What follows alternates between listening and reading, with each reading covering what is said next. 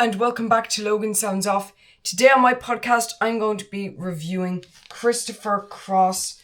This is an awesome yacht rock album, but I think just by limiting it to yacht rock, it's a bit offensive to the amazing artwork that's contained on this record. I kind of got into this album by listening to songs like Sailing as well as Ride Like the Wind, but my dad picked up a copy of it for me at a record fair on standard black vinyl. So for anybody who's watching on video, you get to see this. It's a pre-loved copy, so there's a couple of marks on it, but overall this is a very nice copy and it sounds really great on my turntable. So I really enjoyed getting to listen to that. And for anybody who wants to check out the album artwork who is listening on podcast form, please do check out the show notes, which will be on my website. So I have a really nice copy of this album. So I've been meaning for a long time to review this, and I never really quite got the review right. I don't know, was it maybe I was a bit too inexperienced with the album and I needed more time with it, or I needed to step back away from it, or I don't know.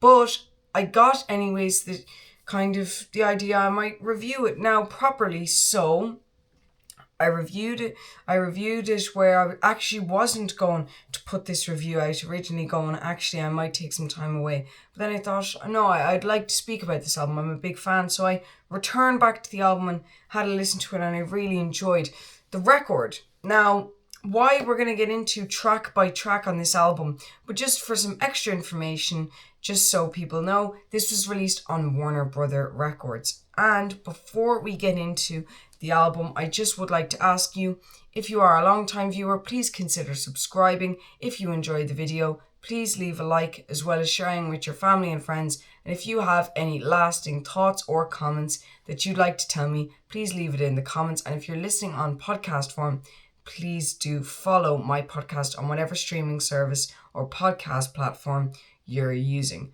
As well as that, make sure to turn on notifications on both platforms so that you get to know when a new episode comes out.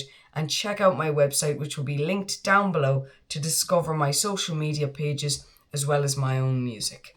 So let's get into the album, starting off with Say You'll Be Mine, which has this really kind of just fun percussive element to it that I think adds to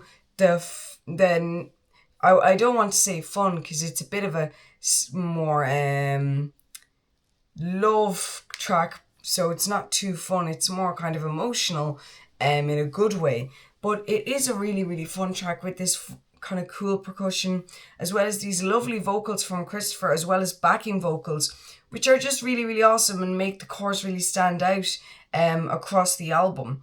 And you have as well some really gritty guitar as well in the background, kind of bending a little bit and making it sound a bit more kind of fun and emotional in that way.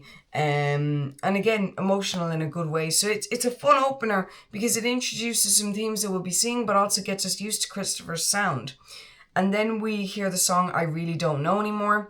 And this is very intense, but a great vocal delivery from Christopher. I think this is his best song vocally by far across this album. I think he does an amazing job, as well as a prominent brass section that is illustrated throughout the whole entire track. Although, I was actually looking at the liner notes for a moment before I did this review, and I was shocked to find out that it's not actual brass, it's a synthesizer, which I believe it's a synthesizer, or else I'm wondering, I don't know how I'm hearing this, because it's kind of brass stabs nearly on a synthesizer, I believe. So that was really, really cool. Or if it's not brass, it sounds very like that. But then we have Spinning, which has beautiful keys, just an amazing sound, and so sparkly and so kind of vibrant, and pairs into the kind of Christopher that we're going to get to know throughout this record via the album cover, which I'll get to in a sec. So then we also have that it's a much more stripped back track than any of the other tracks, which makes it more kind of not impactful nearly, but a lot more different and a lot more unique, and stands out a lot more. And it has this really cool drum beat as well that pairs along with it, that it doesn't kind of overpower the keys, because the keys are very light and very not too much of a important part of the song if you put tons of drums over it. So it's nice that was much more reserved. And then we have Never Be the Same, which has this driving bass line, as well as we saw in I Really Don't Know Anymore, we have prominent parts of different songs.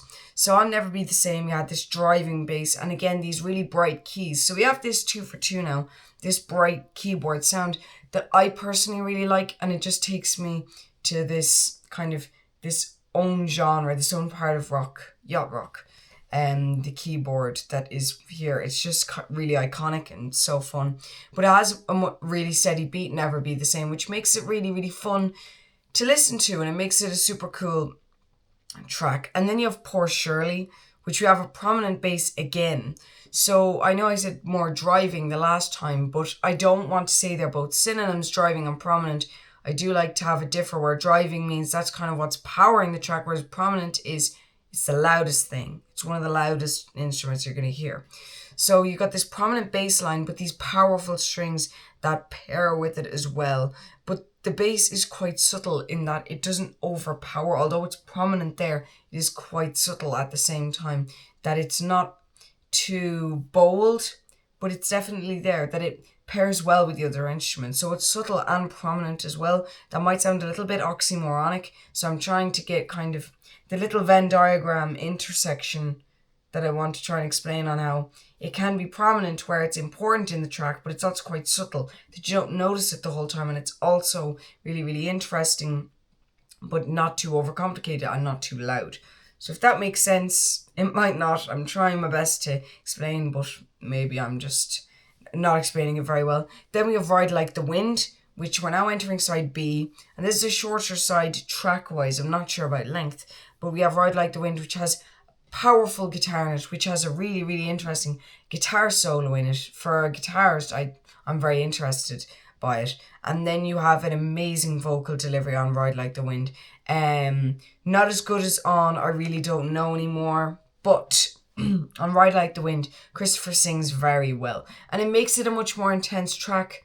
Overall, Ride Like the Wind is just a super intense song on the record that's really, really fun, really, really cool. And as I mentioned earlier, I believe I said Sailing and Ride Like the Wind, and if I said something else, that's not true. It's Ride Like the Wind and Sailing were the introductory tracks for me to this album. So this is a song that I've grown to love very much over the time that I've got to experience with it, in comparison to the rest of the songs on the album, which I haven't heard as much because I listened to those particular songs specifically in the car with my family. So then we have The Light Is On, which is quite gentle. It's a much more gentle and stripped back track. Christopher's really relaxing on this track, and it makes it a very nice song to listen to.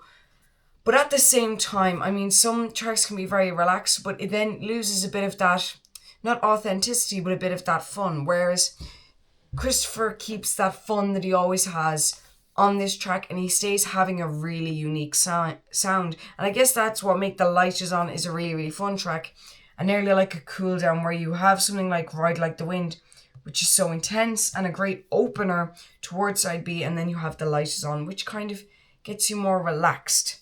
And I guess it's quite early on, but maybe getting you towards the end of the album. I mean, it feels like this album has a really long start and a really long finish. It's kind of like Poor Shirley is the only one in the... It is the middle track, obviously, but it's not...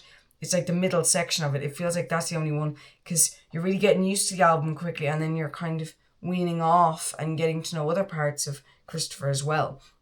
But then we have Sailing, which is a smooth and very deep track that, although it's very deep though, at the same time, we get to see Christopher just writing this beautiful track, and it nearly is an emotional track to listen to, even though it's not about anything too sad or anything. It's just quite graceful. It's very graceful. And it's got great guitar in it as well. I really, really love the guitar in this track, and it's just so calming, and especially the piano on this track, it just makes it so beautiful. And I think it definitely shows how great of a songwriter Christopher is, and how great he can achieve making a song, because he played the guitars and he did the lead vocals on this album. So when you consider all the different tracks on this album and how much work that he put into it, it's quite incredible. And all these songs were written by Christopher. Some of it was arranged by Christopher as well. So it's really, really interesting, and it's quite raw nearly, this album, with that fact. But then we have Minstrel, and I'm not sure how to pronounce this. Gijolo, I'm not sure. I'm sorry, I probably botched it. But anyways, that's the track title in some form. But that is a really cool piano and great drums as well, but amazing vocals. To finish off the record, we get this beautiful finale. So we're now coming to the album art. This actually represents a song in the album to me. Like, when I think of a particular song, this is what kind of, I think, pairs beautifully with it, and the back cover, which I'll get to in a sec. So I love the album art. And then as well, my track highlight's going to have to be what actually pairs with this album cover, Sailing, because it's beautiful, graceful, it makes you feel emotional, so it really ticks all the boxes, and Christopher makes an incredible track here. So what am I feeling on this album? I'm thinking a strong 5 because of how much work Christopher put into this album. Now, although this isn't like an album that really made an impact on me at first, it's just an album that I'll return to again and again and again because of how beautiful it is. And I think that means a lot. So definitely check that out. Links will be down below. Thank you for watching this video. Please like, share, comment and subscribe, or follow. Turn on notifications, and I'll see you in the next one. Goodbye.